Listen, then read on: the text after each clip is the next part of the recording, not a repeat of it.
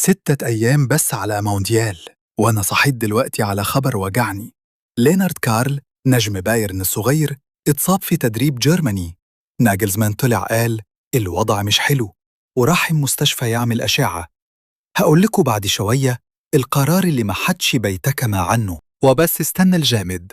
إبراهيم صبرا لاعب منتخب الأردن قطع رباط الكاحل في التدريب، خلاص برأ مونديال تماماً. أول لاعب عربي يخسر حماه قبل ما يبدأ، حرام عليه. طب تعال نفرح شوية. لامين يامال خد جايزة أحسن لاعب في الليجا، عندوش 17 سنة وعمل 28 مساهمة تهديفية في 28 ماتش. كسب إمبابي في بيته. ياه. وخليني أوجعك بالرقم، فرانس ما خسرتش ودية قبل بطولة كبرى من سنة 2010، 16 سنة. آخر مرة حصل ده كانوا الصين، وفرنسا خرجت من دور مجموعات. نهاية حقبة. وفي رأيي الشخصي فلورنتينو قاعد يهزر بينا.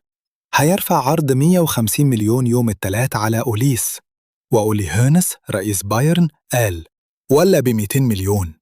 الراجل بيشتري عناوين مش لعيبة. حلو الكلام ده. وآخر حاجة قبل ما أمشي، فيفا غيرت قوانين كتير في المونديال.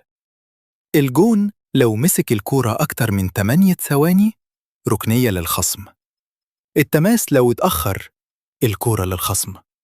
وفار هيتدخل في حاجات أكتر بكتير. أنت أنهي قانون فيهم هيكسر ماتش؟ سيبها لي تحت، أنا قاعد بقرأ.